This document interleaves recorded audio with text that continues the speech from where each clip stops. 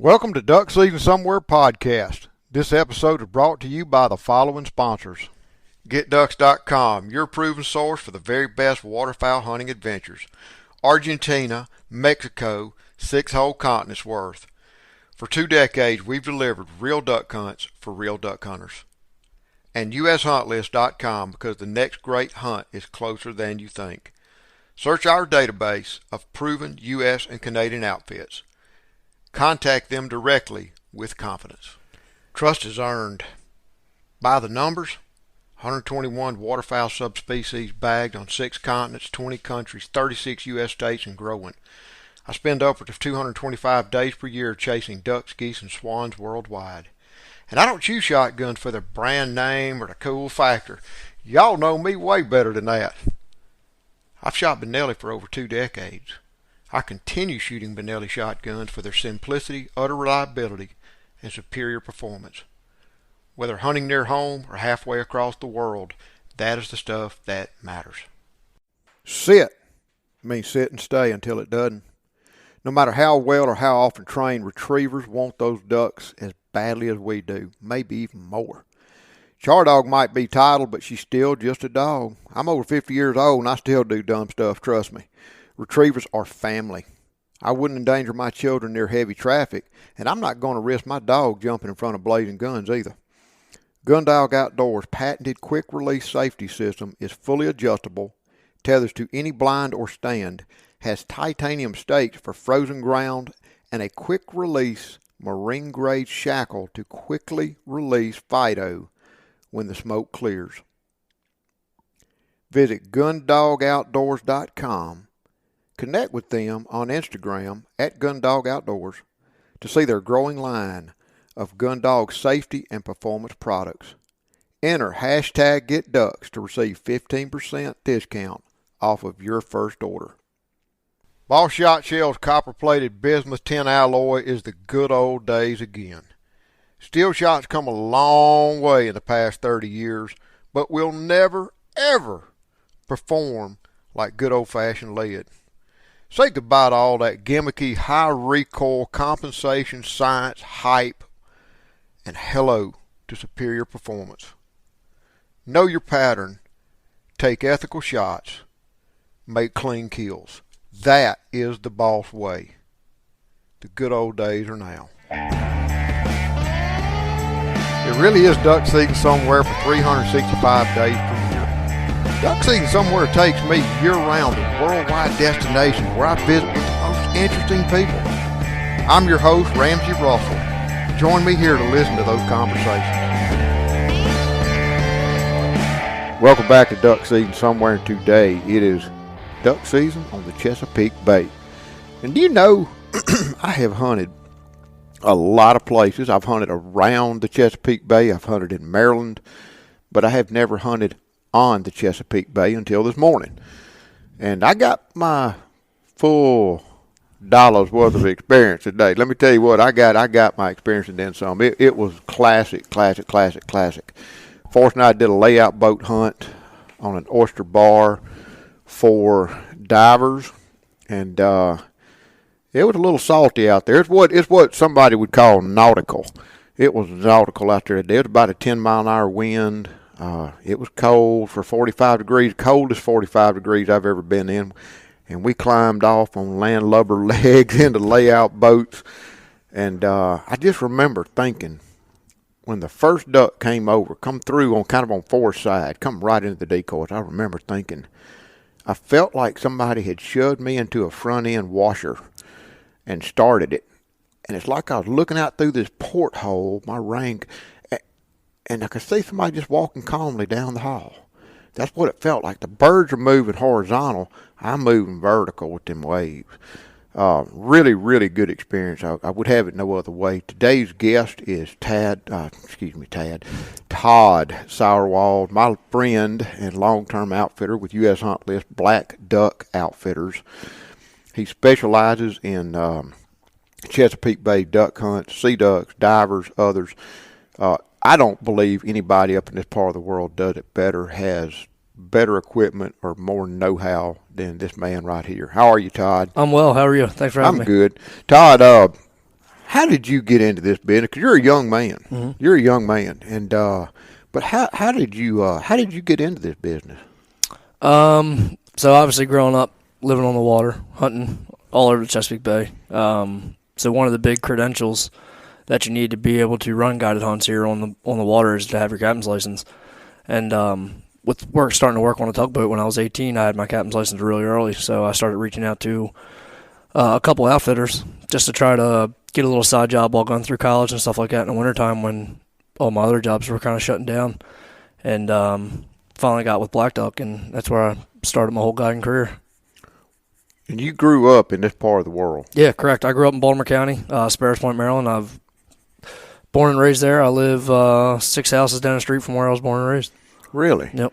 What did you grow up duck hunting with a relative or? Oh yeah, my father. Yeah. So grew up really big into deer hunting, whitetail deer hunting. Uh-huh. And my father got me into waterfowl hunting, sea ducks, divers. Had a farm on the Eastern Shore where we did Canada geese and had a pond there where we shot some ducks every now and then and stuff like that. Did he actually get out on the Chesapeake Bay like we're doing, the layout boats and all that kind of Not business? so much the layout boats, but more what we call booby blinds and shoreline hunting and stuff like that. And booby blind? Mm-hmm. Just like a big, bunch of 4x4 posts and a big box blind, but out in the middle of the water. Okay. Yeah. Oh, yeah. I get you. I know. I've seen those before. Out on the point of land or something like that. We just call them booby blinds around here. How old were you when you started duck hunting? Little boy. Yeah. I mean, since I could go out on my own and kind of handle my own, 5, 6, 7 years old. And I was first in a tree stand when I was 3 and just kind of spitballed from there. Do you remember your first duck? I do, actually. What is it? It was a clip-toed mallard. A clip-toe mallard? Yep. What is this? Farm raised. DuPont or not farm duck. Yeah. Yep. A DuPont duck? Yep. That's what they call them, isn't it? Yep. They still do that out here? Yeah. For like RSAs and stuff like that. Really? Yep. I did a hunt. My first duck hunt in Maryland was on the Swan Creek over near Chestertown, and it was crazy because it was a beautiful day. It was blustery. It was windy. You had all this frag up and down the creek to hide in, and some of those ducks, mallards, you'd call real loud, and that's what they wanted to hear. That's when they'd come. But then part of the flock would bounce off, and then so you'd call softly, and part of the flock would respond to it and start coming in, but the other flock would bounce. And what I later realized was it was part wild duck and part DuPont ducks. Mm-hmm. And the DuPont ducks wanted it loud, and the wild ducks wanted it quiet, and it was maddening. Yep. Well, we shot a bunch of ducks. I shot 3 banded ducks that morning. They all said Remington Farm. Yeah, yep. And that was kind of interesting. Yeah, that same morning that I actually killed my first duck, it was me and the farmer's son that owned the farm that we hunted, and they had a pond and had a blind on it and stuff like that, and they had some clip-toed ducks that they raised. They raised, I don't know, maybe 100, 150 of them every year just to try to bring more ducks in. And the farmer told us that we could go down there. He's like, you guys can kill your limit, 4 mallards apiece. So we went down there and we shot our 4 mallards apiece. Well, one of them wound up being a banded mallard from another farm. It wasn't a clip-toed duck. It was a wild duck, but it was another farm that did some banding, I don't know, 10, 15, really? 10, 15 miles up the road. Wow. Yeah. What did, yesterday I met you over there at Charles Job's shop, and we recorded he and Bobby and Joey quickly on a real round-tail conversation about this area, about Susquehanna Flats, and they're growing up, the sons of Captain Harry Jobs, and the sea duck hunting and the heritage and things of that nature. How much of, when they were talking, how much of that can you relate to, having grown up in this part of the world? I mean, even, I'm a whole lot younger than those guys are, but even just in my 20, 25 years of waterfowl hunting, I can see a lot of the changes that they've even talked about. When they talk about back then, you're talking 50s, 60s, 70s, where me and my friends, we were like, man, I wonder what it was like back then. Well, they're living it. Well, now I can very vividly remember when I first got into waterfowl hunting by myself quite a bit, 16, 17 years old. We would be shooting our limit of bluebills in cans in November around Thanksgiving. And now it's like, it's getting obviously warmer and warmer and later, and the ducks are getting pushed farther, north instead of migrating south. Mm-hmm. So, I mean, I could relate a little bit as far as recognizing the changing and the hunting pressure they had talked about, and how a lot more people are getting into it, and they're seeing a lot more people like that. Mm-hmm. What about the similarities? That's what this region, the Chesapeake Bay, the water, life on the water, a bayman. How much of that life, to me, some of the conversations we had in the boat this morning, in between my teeth chattering, because I was soaking wet, it just, I thought to myself, man, this guy's a Chesapeake Bay man. That's what Todd is. Yeah. I mean, how much of the similarity? Probably a lot of it you just take for granted. Yeah, and I feel like I do, to be honest with you. Like I said to you earlier, I spend 300 plus days a year on the water. 300 days a year on the water. Yeah. Talk about that. Yeah, so I work on a tug. So right there off the bat, I work 2 weeks on, 2 weeks off. So right there, I got 185 days that I'm on the water right away. What are y'all moving mostly up here? So we do all the cargo and car ships that come into Baltimore Harbor. So anything that you go into Walmart and Target and all that kind of stuff, anything you buy from there all comes in a container on a ship. All those big containers, Yep. shipping containers. Yep, and then so Baltimore is also one of the biggest. They call it ro-ro. Anything you can roll on and roll off of a ship, anything with tires or you can put on a cart and stuff like that. So Baltimore is one of the biggest ro-ro terminals on the East Coast because it's the closest railway to the Midwest. So we bring in all the cars that they have and stuff like that, put them on trains, and get them all out to the Midwest because it's a lot closer than coming to the West Coast. So right there, I mean, that's 185 days a year just for I'm going to call it my real job that I'm working. And then summertime, commercial crabbing, and I help out a little bit doing charter rock fishing and stuff like that. And then here I'm, hunting another 60 to 90 days. A bunch, yeah. Between October to January.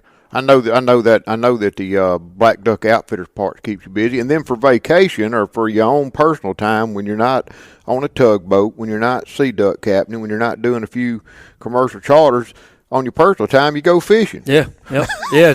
So my bug lately has been offshore fishing, going out to Ocean City, tuna fishing, marla fishing, mahi, all that kind of stuff. So I try to do that, at least once or twice a week on my 2 weeks off throughout the summertime.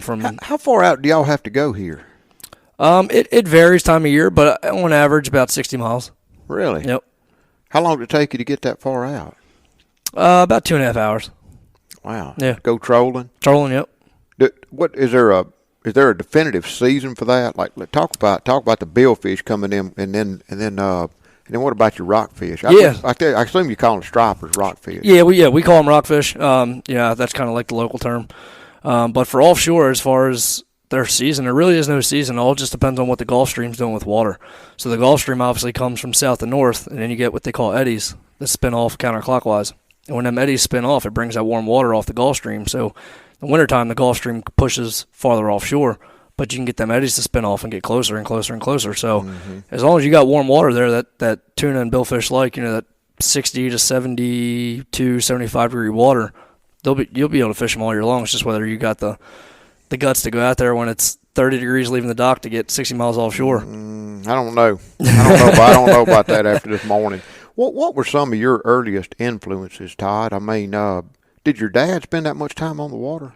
Yeah, so he really got me into the striper fishing and all that kind of stuff. We grew up with a boat my whole entire life. So that's what he really sparked the flame in all the outdoor passion that I have. I mean, as much as I do it, he did it. He's starting to slow down a little bit now, obviously, but as much as I do it now, he used to do it, just as much as well.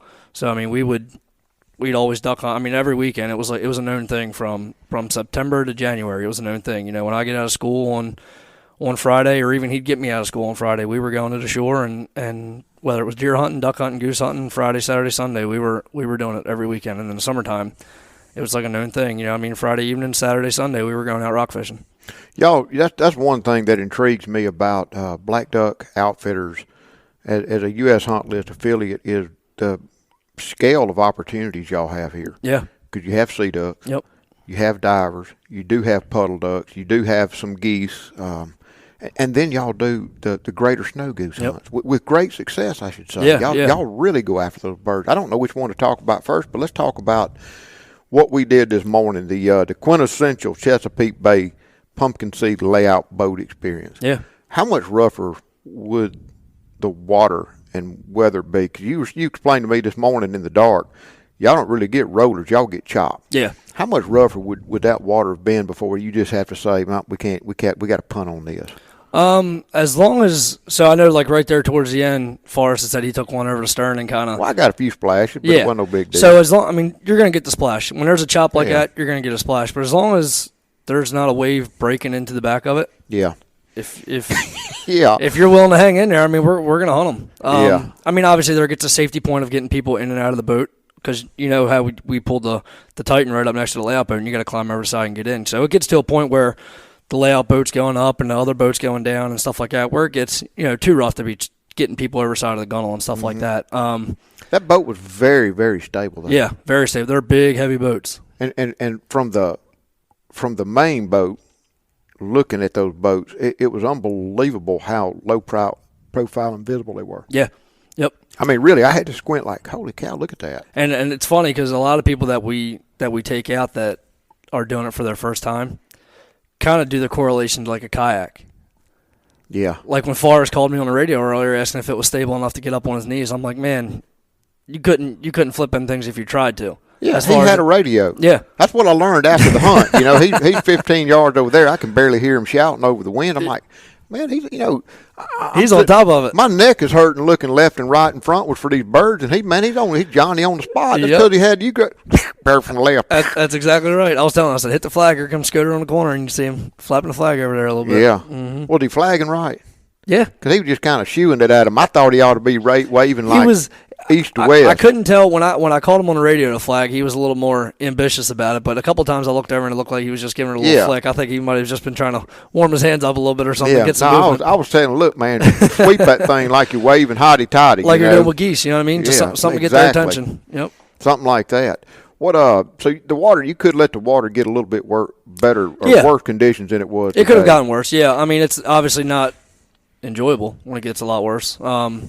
But safety-wise, yeah, it could have gotten worse. Being from the deep south and a lot of the hunting I've done and do, I would like clear. I want sunshine. I want wind to steer ducks. I want cold to make ducks move, make them hungry. But I want clear sunshine, shadow to hide in. And you've always heard this old wives' tale back home about it being tempestuous and stormy and windy and cold and raining. I'm like, who made that up? But it is true out on this big water, isn't it? That's what makes those birds, to bust up those rafts and make those birds move. It helps out a lot. I mean, when you get them rough seas like that, you're not going to be finding big groups of birds. So I think that driving rain kind of this morning is what slowed us down a little bit. But those rough waters, I mean, that's what's going to get them moving. Why did we hunt? Why did you pitch the boats where we did? Why did we set up right there? What was bringing those birds into that location? So where we were was a place called Holland Bar, and it's a big oyster bar. So oysters naturally grow on the bottom there, and that's what those birds are targeting: oysters, clams, mussels, stuff like that. That's what they're feeding on. So what they'll do, they'll raft out on the bigger water, and then morning and evening they'll start trading in and feeding on that bottom there, and that's the food that they're targeting. So they're rafted off in big open water, just doing their things, but they're coming in to feed on those oyster bars. Yep. Mussel shoals. Yep. Different stuff like that. Yep. That's amazing. Is it any rhyme or reason to which bar they're going to hit or which side of the bar they're going to hit? Or no. I mean, I think nowadays it's got a lot to do with pressure.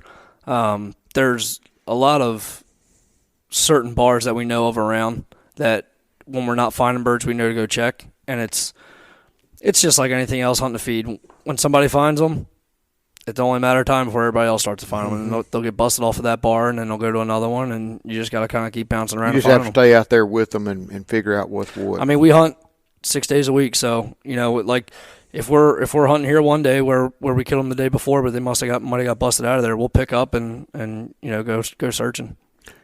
It's a lot of work, and as someone sitting in your boat, just watching two guys that spend hundreds a day on the water deploy 150-pound boats and anchor them and get them just right, and then, God, the way y'all were putting out, the quick as y'all were putting out, I couldn't have run a catfish trot line as quick as y'all were picking up those decoy long lines. Y'all made it look so easy, but I guess it's just a kind of comes with the territory, trick of the trade or something. It's one of those things where you get a system down. I mean, we have people come with us all the time, and they're like, look, just let us know how we can help. And it's kind of like one of those things, you don't want to be rude, but it's like, nope, let it do the thing. We do it every day, and it's easier, and it's just, it's second nature. It's just little things like Ernie. I just noticed you were getting the boat in position. He was fixing to slide a boat off, and I just noticed just him starting to just double hand coil some rope over here and do something over here. And the minute that boat went over the side, he just went into response something else. Yep.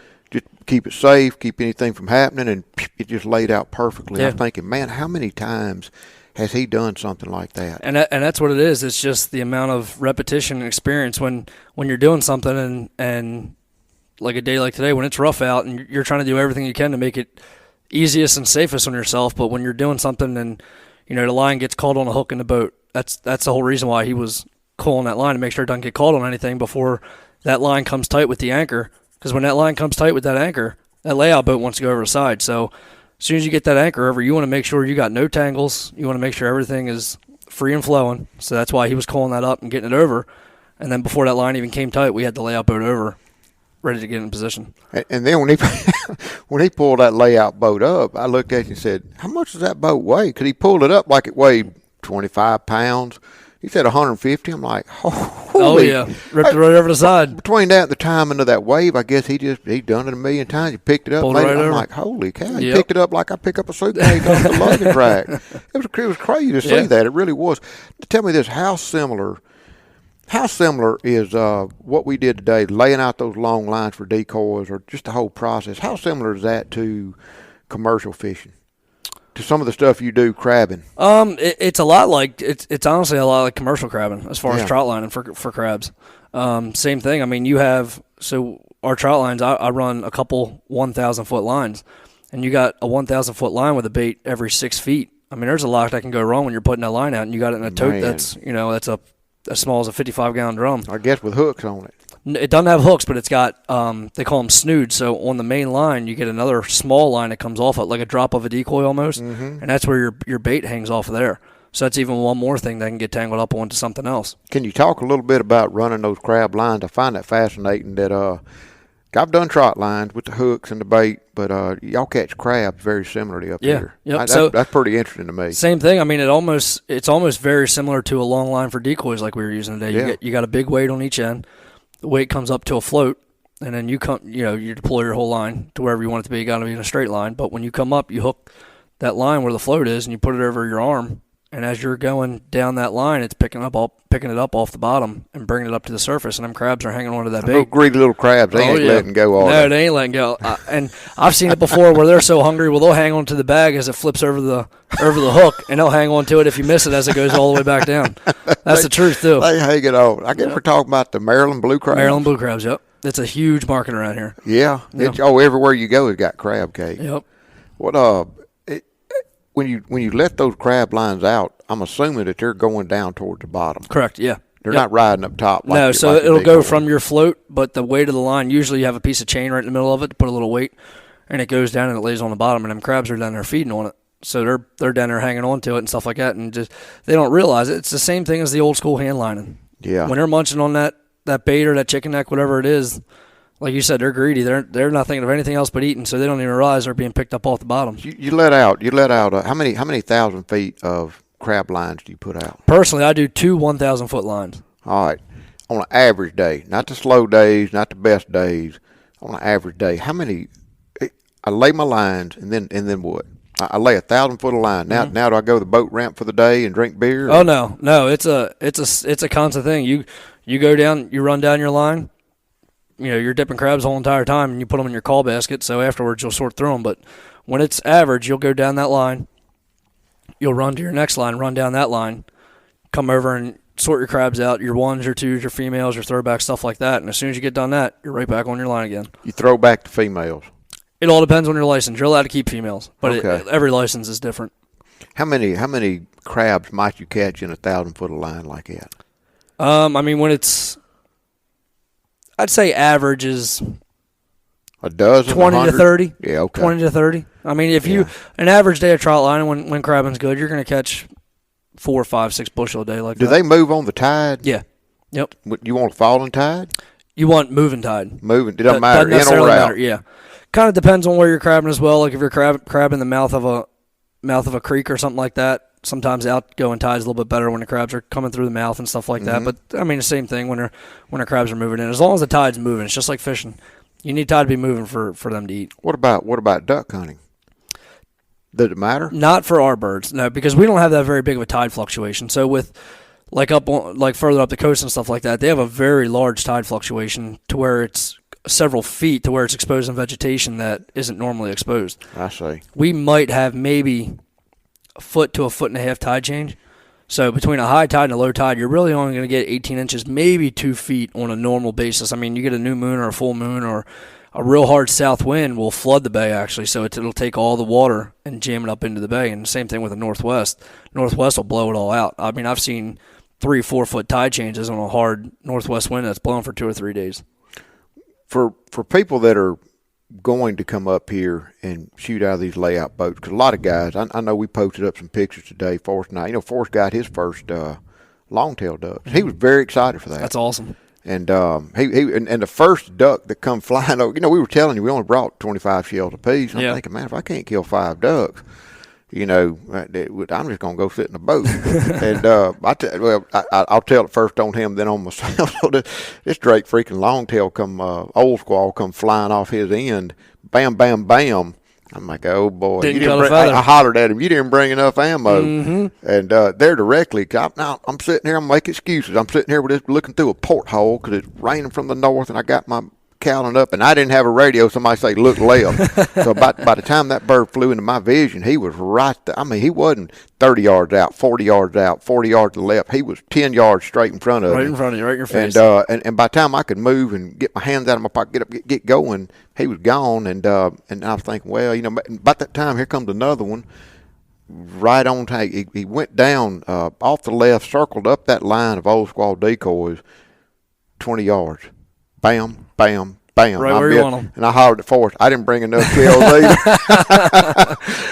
Funny how that changes. Oh, well, you know, it's we got birds today, and that's all that mattered. I knew I'd get dialed in. And what I just realized is ignore the vertical movement. Just ignore it. Focus on the bird, snapshot, and shoot like you would. Yep. But, you know, I did knock down that one cripple. And that one bird, and he just he fell out there to my left 30 yards. And I could see him for a glimpse, but I couldn't see him. I couldn't see him to shoot. And y'all had to come out and find him. You know, I couldn't see the bird to shoot and finish him up again because of the chop on the water. Yeah, I mean, we had two. They're not a huge duck. No, not at all. And we had probably a 2 foot chop today. So as soon as you think you're on something, it ain't hard to cover a 6-inch head with a 2 foot chop, 2.5 foot chop going up and down. Forrest dropped one that failed just really kind of right out in front of me. And I grabbed my phone quick. I could just go video and bobbing in the water. Impossible. Can't hardly see it. it. But on his back, he was just disappeared there in that chop. Y'all found him pretty easy. Yeah. And you know, you've got a totally different perspective sitting in that Banks boat looking down. Yeah. And you've really got a higher perspective than any of the ducks that came in today. The ducks with me, and I wasn't fully laid down with I wasn't laid down fully. I had my shoulders up against the back. So I'm gonna say my head was 1.5 to 2 foot off the water. Those birds were coming in eyeball level. Oh yeah. I mean, they are right on the deck. And even the ones I would see trading out there, they were just maybe a foot off the chop. Right on the surface. They don't fly high, do they? No. And sometimes the scoters they'll get a little higher than what the old squalls do. Mm-hmm. But when I say higher, I mean 6-8 feet off the water, maybe 10 feet off the water, if that. I mean that's flying pretty high for a scoter. What are some of the for the guys that are going to come up here? Because like I say, we posted up some pictures, and man, the number of people that old squall is a big bird for a lot of folks. Yeah. Got a big, long, beautiful sprig, and they are a gorgeous bird. And to me, they are, and they're very distinctive when they fly. You see that little bird. You see when he comes into the decoys. It to me, it's dark, especially on clouded up. But you see those ray stripes. Oh yeah. You see that big. His tertials are so gray. They're white.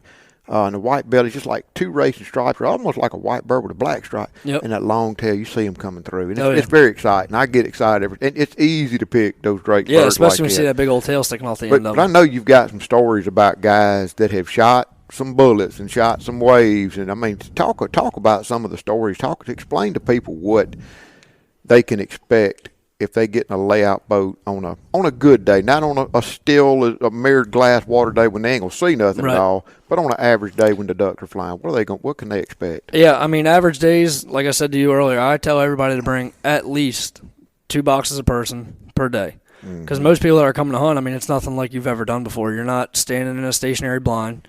You're laying down. You know, at most reaction you have, you can sit up and shoot, and that's, you know, I mean, that's on a calm day. So the minute you pull up and you're feeling confident you're on a bird, and then you get a little bit of wave, all of a sudden you're looking at the water 10 foot in front of you, and the bird's 10 foot ahead of you. So it's definitely a challenge. It's very unique, as you experienced earlier. I mean, you're shooting these birds at eye level, and a lot of times with these birds, it's not like shooting mallards or anything. When you have a group of mallards come in and you shoot, and most of the time them birds, they go straight up and they're laying belly up, laid up there for another shot.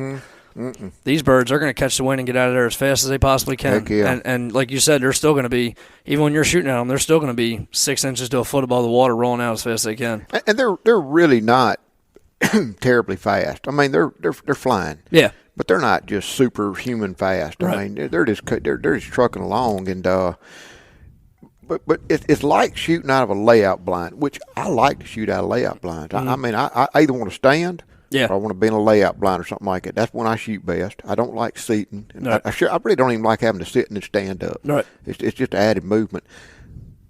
But unlike a layout blind, this is like putting a layout blind on top of one of them robot bulls. Yeah, exactly. You know, and let's just say somebody ain't trying to buck you off; they just making it move. That's what it's like. Oh yeah, it's a total different ballgame.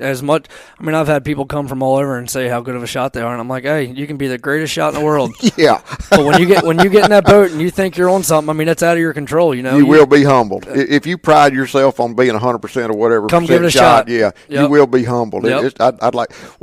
Who holds the world record, or what are some of the record holders for shots fired per duck? So my record to hold true till today is 10 boxes of shells for 8 birds. Wow. So that's I what, can't even do the math 250 shots for 8 birds. Did you have to send one of your helpers back to Walmart for bullets? No, but luckily they were coming for a couple days and brought some cases with them. But they had to pick up more for the rest of the trip. For sure. Yeah. On an average day, you show up to hunt like this, how would you tell somebody to dress for this morning? Definitely waders. I mean, it's not a necessity, but they help. You know what I mean? When you're taking a little bit of splash over the back and stuff like that, you're not going to be sitting in a puddle and getting wet unless you got full Gore-Tex pants to keep you dry.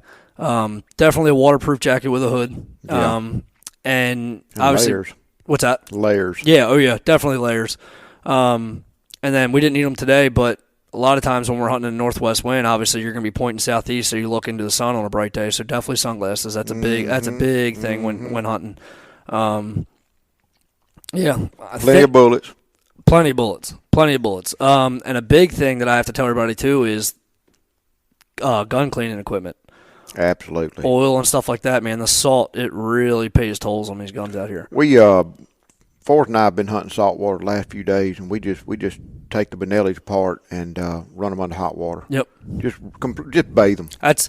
I'll be honest. Bathe them. That's let what them I tell up. Let them everybody. dry, and then wipe them down. Put them in the shower with you. That's what I tell everybody. Take them in the shower, rinse them all the way down, dry them off, reel them that night. You want to do that every night, and the worst thing you can do is put them back in a case. Absolutely. You put them back in a case and take the air off them, and they'll start rusting up that night. Rust like an old hook. Oh yeah, big time. Yeah.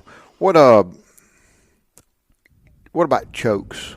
This morning we've been shooting some black ducks over in New Jersey. I put in. I'm an open choke kind of guy. I shoot that ball shot shell. I like that modified choke. A lot of them boss boys like a super tight choke. I don't like a super tight choke. And I almost thought I might need to put that modified in. But I'll just leave this improved mod. And those birds that hung out there to the far of the decoys, which were, I think the furthest decoy was 35 yards.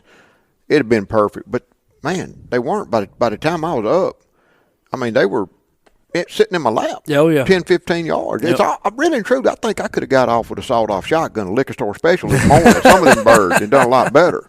They were literally in my lap. Yeah, right there. You know, I'm shooting a pattern the size of a snuff can at them, and I'm good, but I ain't great. You Yeah, know, I I ain't that good. That one bird I picked up from Forrest, I couldn't even fit the 25-foot boat between him and the bird when I picked it up. That's all. It was close. It was real close.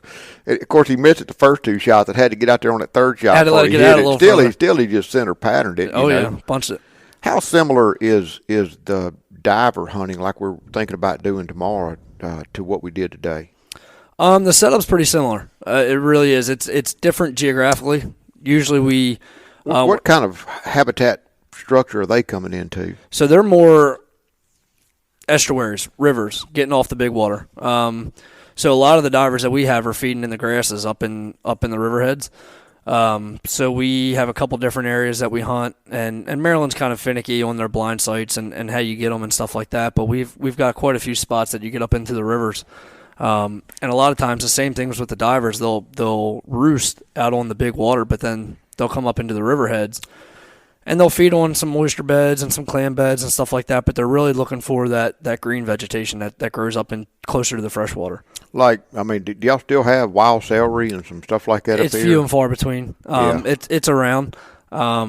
I'll be honest with you, I don't know exactly what it's called, but there's like a green slime moss that they feed on quite a bit on the rock jetties that we have up into the rivers.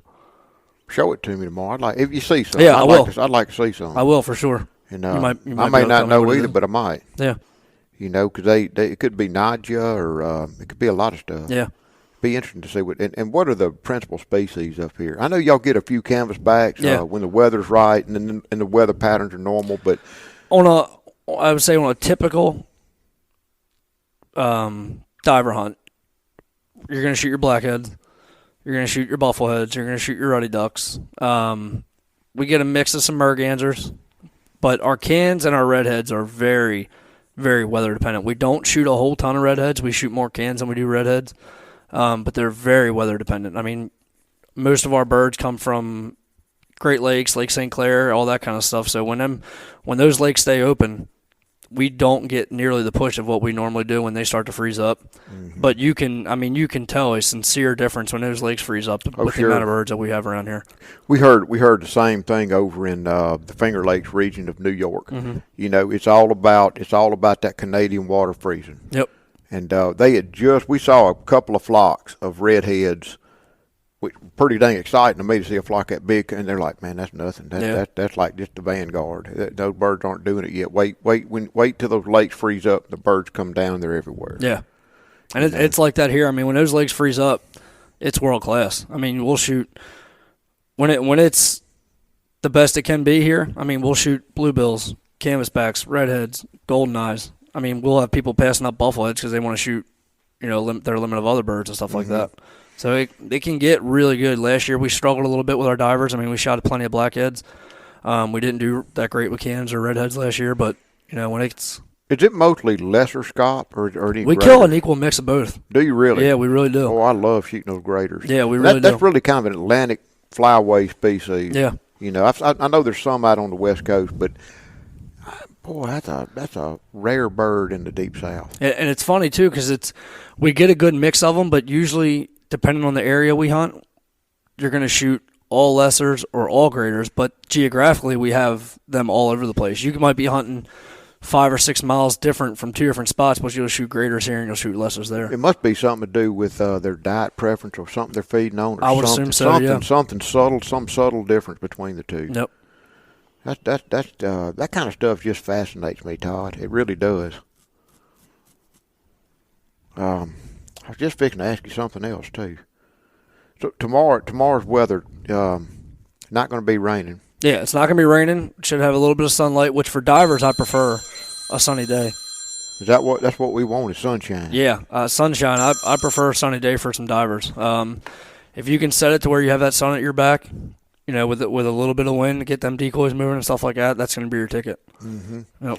Do most of your clients come up here wanting divers or sea ducks? Or both? I mean, I know a lot of the guys I've talked to that come up here, they just want to come have fun and experience something different. And to me, all of us want duck season somewhere else than what we're used to back home. I mean, it's a good mix, like I was telling you yesterday. How can you not pay homage to the Chesapeake Bay? Right. So everybody always wants to come kill can. Of course. You know what I mean? Yeah. A canvas back on the Chesapeake Bay, that's the waterfowl's dream. You know what I mean? Betcha. That's the king. So we get a lot of guys, obviously, in January that want to do that. But for our sea duck season, November and December, for the last 2 years, I've been having a lot of guys wanting to come scratch birds off for their 41, their North American 41. Exactly. So when they come hunt with us, they've got the opportunity right there, sea duck hunting. That's 4 birds they can get off their list: the old squaw, common scoter, surf scoter, and a white wing scoter. So that's 4 options that we have right there for sea duck hunting. That's fantastic. Do you get all 3 scoter species in this area? We get the commons and the surfs a lot more than the white wings, but same thing. When it's cold up north and it drives some birds down, we do get quite a few white wings. I had a guy, he was a game warden from Oklahoma. Excuse me. He came and he was here for 3 days, and that was his thing. He wanted to kill 3 types of scoters and an old squaw, and we killed them all. And on the very last day, he killed a banded white wing drake, and it was like only the second one that had ever been killed in Maryland. It was pretty wild.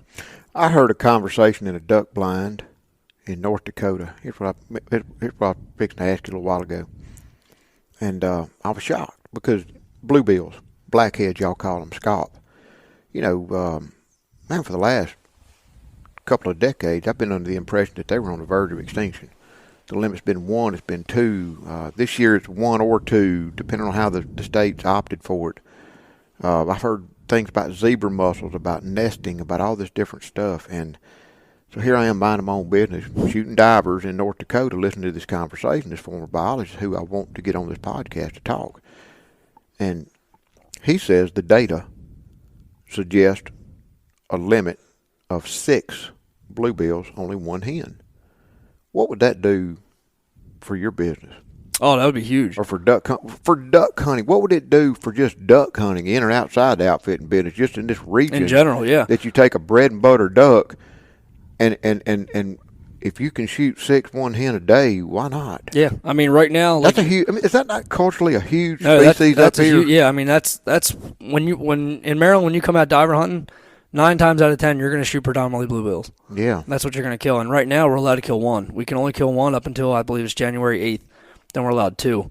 So over the last 6 or 7 years, they've really jumbled it around quite a bit. It went from 1, then it went from 2. For 1 year, they bumped us up to 4. We were allowed to kill 4 for 1 year, and for whatever reason, the very next following year, they dropped it back down to 2.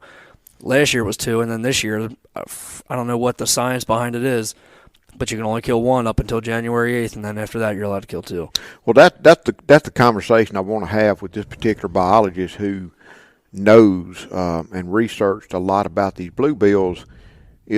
Are the limits as we're abiding right now being driven by the science? Yeah. He doesn't think so.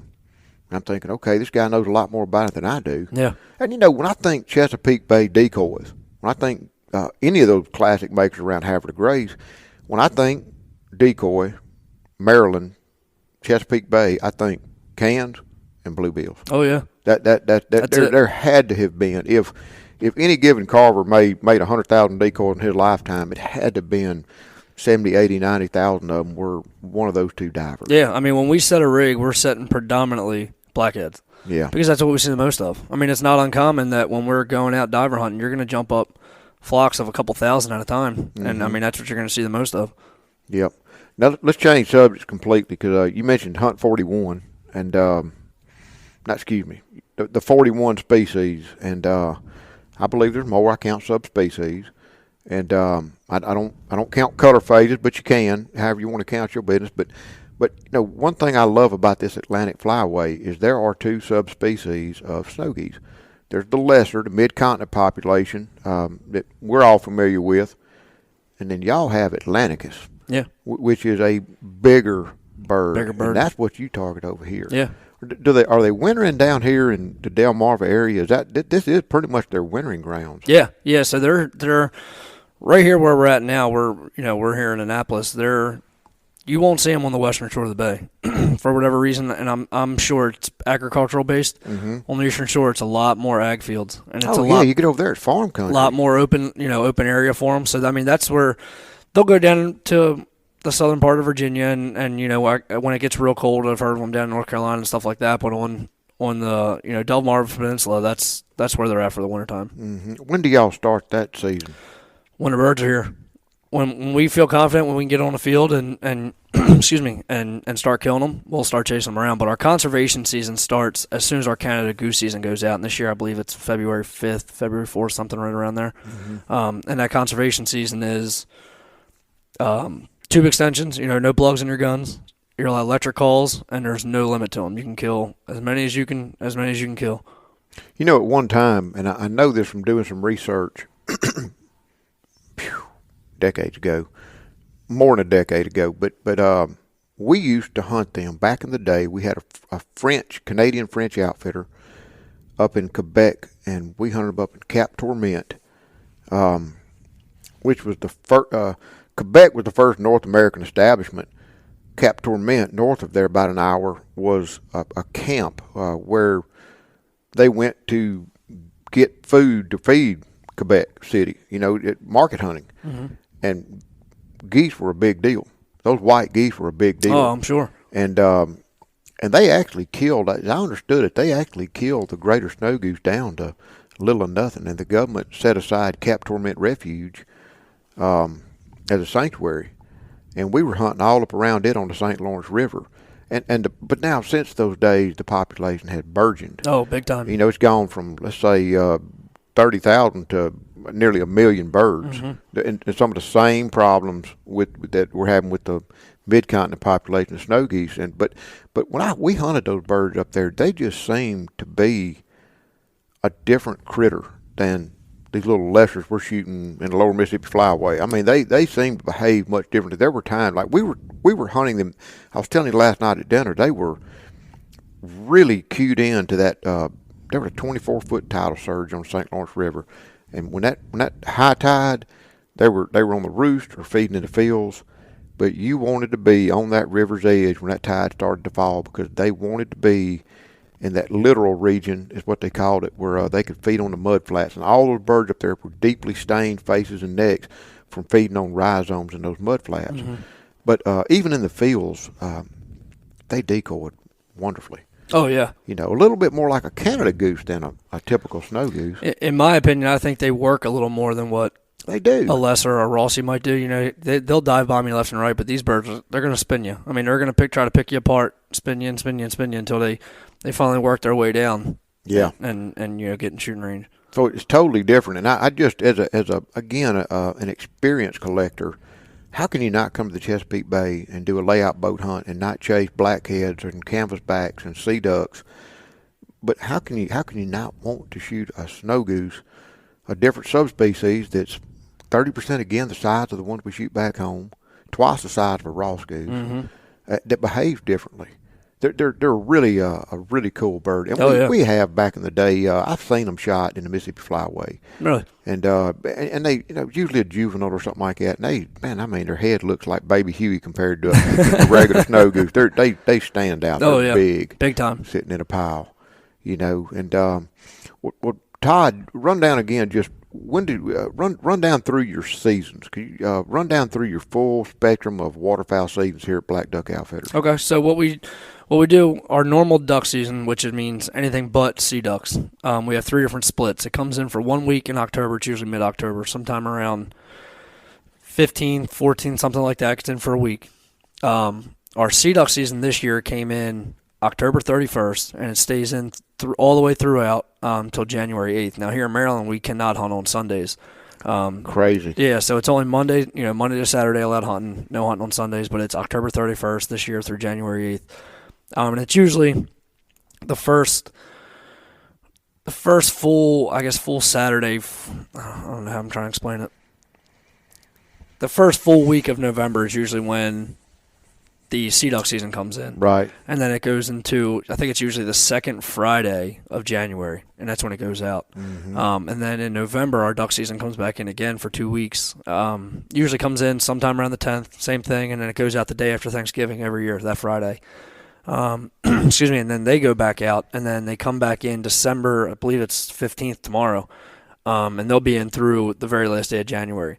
So the normal duck season, which is considered our divers and our puddle ducks and stuff like that, they have the 3 different splits, but our sea ducks, when they come in, they're through all the way through the end of the season. All the way through. Yep. And then, so our Canada goose season really got jumbled up this year. I believe they cut it down to 30 days total. One bird. One bird per person, 30 days total, and they split it up into 2 different seasons.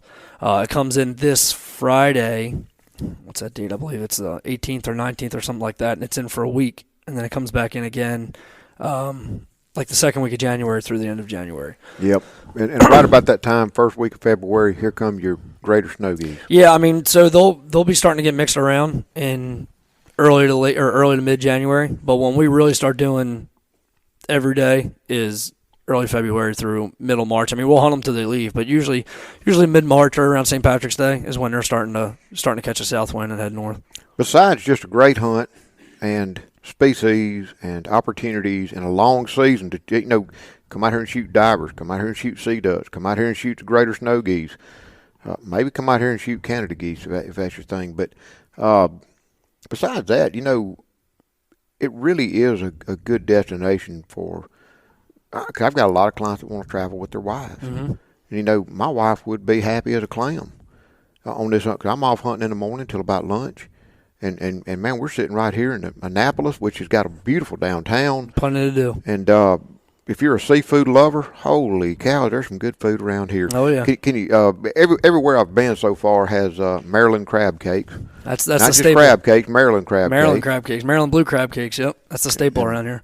And y'all had something real nice last night. What was that? Clam chowder? So it was. They have Maryland crab soup, which is like a tomato base.